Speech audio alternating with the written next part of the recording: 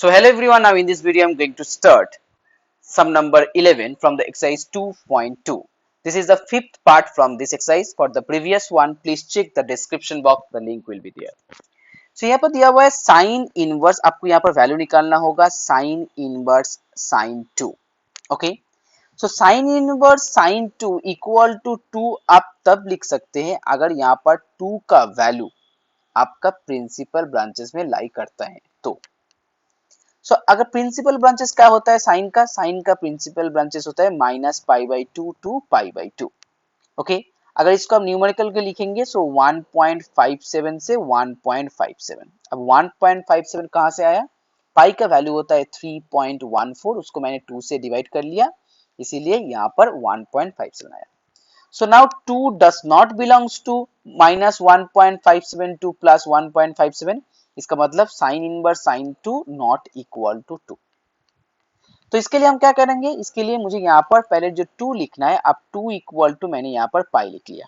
अब 2 is not equal to पाई, मुझे भी मालूम है, बट मैंने यहाँ पर 2 इक्वल टू पाई लिखा. अब पाई के साथ मुझे कुछ ना कुछ एडजस्ट करना होगा 2 लाने के लिए. अब देखिए यहाँ पर 2 का वैल्यू होता है, सॉरी पाई का वैल्यू होता है 3.14.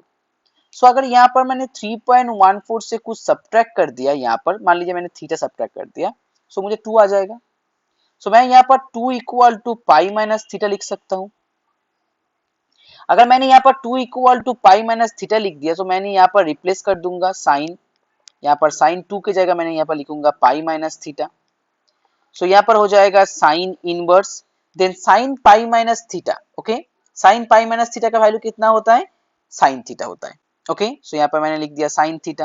Now sine sine cancel out, यहाँ पर थीटा हो गया. अब मुझे यहाँ से थीटा का वैल्यू निकालना है. सो थीटा का वैल्यू यहाँ पर हो जाएगा पाई माइनस 2. आप यहाँ पर पाई माइनस 2 लिख दीजिए, आपका आंसर आ जाएगा. सो that is your answer. Okay, so this one is the first one. Now the next one number 2. अब नंबर 2 यहाँ पर दिया हुआ है साइन इनवर्स साइन 5.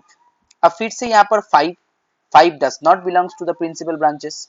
ओके, तो यहाँ पर हम 5 इक्वल टू पहले यहाँ पर पाई लिखेंगे. अब देखिए पाई का वैल्यू होता है 3.14, या मतलब 3.14 से कुछ ज्यादा. सो मैं यहाँ पर 3 पाई प्लस थीटा लिख सकता हूँ, बट एक दूसरा कंडीशन भी यहाँ पर होगा.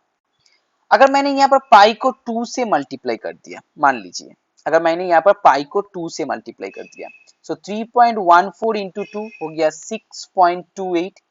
अगर 6.28 से कुछ सब्ट्रैक्ट करेंगे तब भी यहाँ पर 5 आ जाएगा.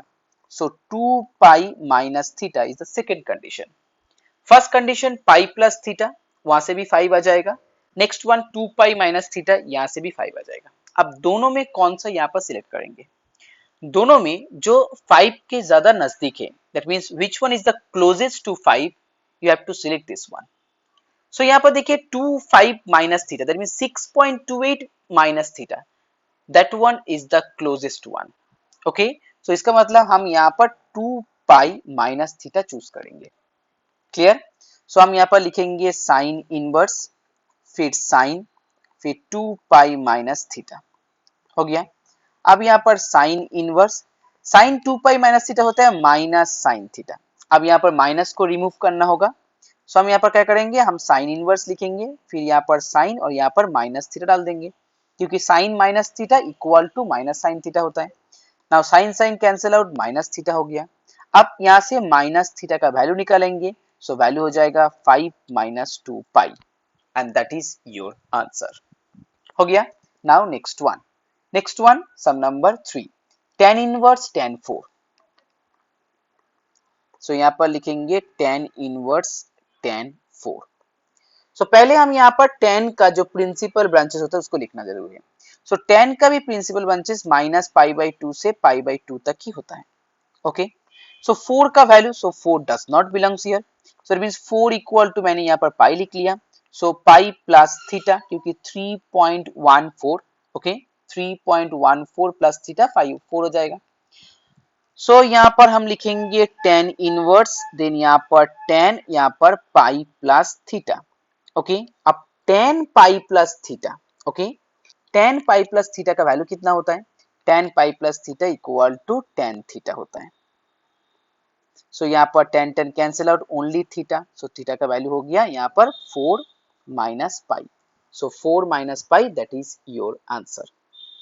Now the last one and the fourth one. Fourth one यहाँ पर दिया हुआ है cos inverse cos 10. cos inverse cos 10. Okay, आपको यहाँ पर ध्यान से देखना होगा. पहले हम यहाँ पर cos का जो प्रिंसिपल ब्रांचेस होता है 0 टू पाई. ओके, सो यहाँ पर 10 इक्वल टू हम यहाँ पर पाई लिखेंगे. अब 10 का जो सबसे नजदीक होगा सो 3 पाई प्लस थीटा होगा, क्योंकि 3 इंटू 3.14, अगर मैंने यहाँ पर लिख दिया 3 इंटू 3.14, सो 9 पॉइंट समथिंग आ जाएगा. 3.14 इंटू 3 यहाँ पर आ जाएगा आपके पास 9.42. अगर मान लीजिए मैंने इसको 4 से मल्टीप्लाई किया होता so 12.56. Definitely 9 point something is the closest one to 10. Okay, so मैंने यहाँ पर 3 पाई प्लस थीटा डाल दिया. तो मैं यहाँ पर लिखूंगा cos इनवर्स, फिर cos, फिर यहाँ पर 3 पाई प्लस थीटा. अब मुझे यहाँ पर चेक करना होगा cos 3 पाई प्लस थीटा पॉजिटिव होगा या नेगेटिव होगा. आपको क्वाड्रेंट मालूम है, cos पॉजिटिव होता है हमेशा फोर्थ क्वाड्रेंट में. अब 3 पाई का मतलब पहले यहाँ पर एक पाई हो गया, फिर 2 पाई, फिर से 3 पाई. अब 3 पाई प्लस थीटा, तो अगर ये वाला थीटा हो गया तो इसका मतलब थर्ड क्वाड्रेंट में लाई कर दे, और थर्ड क्वाड्रेंट में cos नेगेटिव होता है, तो हम यहाँ पर लिखेंगे माइनस cos थीटा. अब मुझे यहाँ पर cos को रिमूव करना होगा. अब cos को यहाँ पर रिमूव करने के लिए मैंने यहाँ पर लिखूंगा cos and cos pi minus theta, क्योंकि cos पाई माइनस थीटा होता है माइनस cos थीटा. हो गया. सो cos cos कैंसिल आउट, पाई माइनस थीटा. अब थीटा का वैल्यू निकालेंगे. थीटा इक्वल टू हो गया 10 माइनस 3 पाई. सो यहाँ पर पाई माइनस 10 प्लस 3 पाई, सो हो गया 4 pi minus 10, and that is your answer.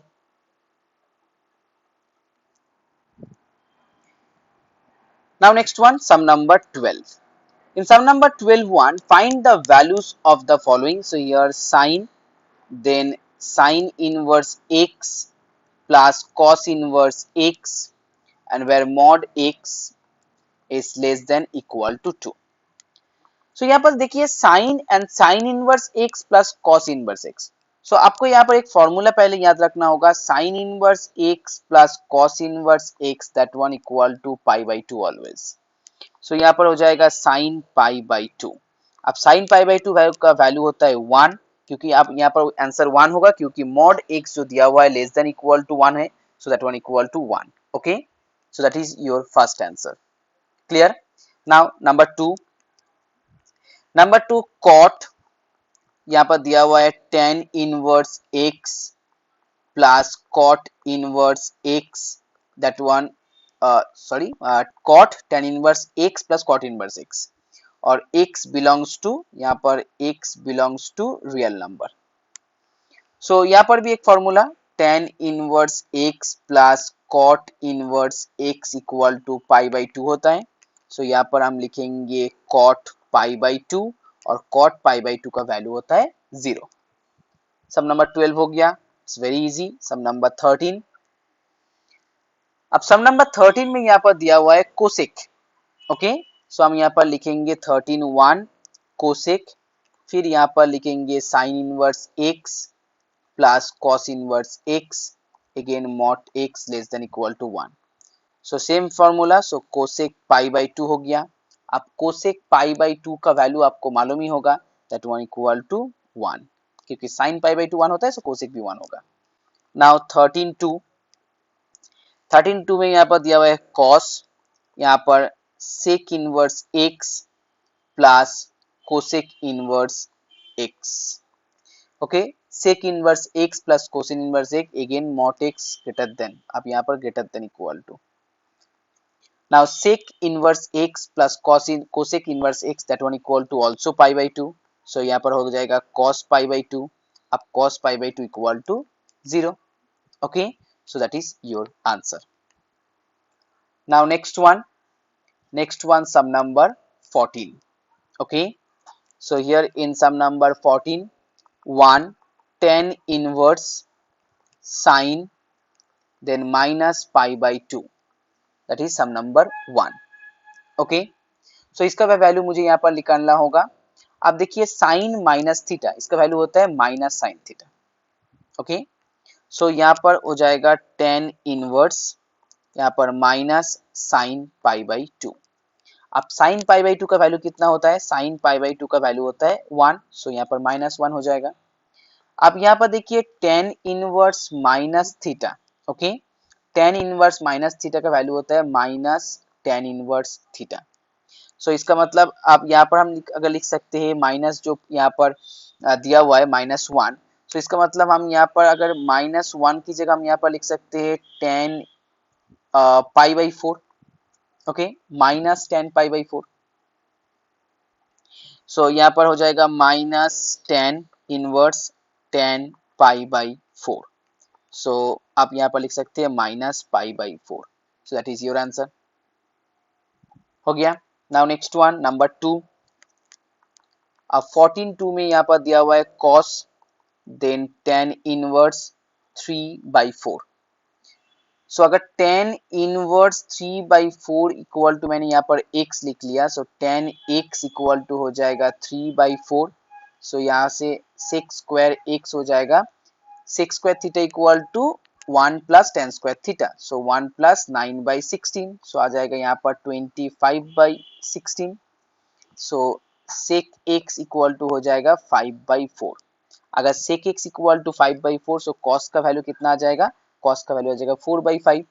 सो यहाँ पर हम लिखेंगे यहाँ पर x equal to cos x equal to 4/5. So that means x equal to cos inverse 4/5. So यहाँ पर लिखेंगे कॉस, फिर से cos inverse 4/5. So cos cos cancel out, your answer 4/5. Okay, so now the third one you have 10 and then cos inverse 8/17. तो पहले आपको यहाँ पर cos inverse 8/17 equal to x लिखना है, फिर cos से आप यहाँ पर sec का वैल्यू निकल सकते हैं, फिर sec से आप वहाँ पर tan का वैल्यू निकाल लेंगे. सो वहाँ से आपका आंसर आ जाएगा.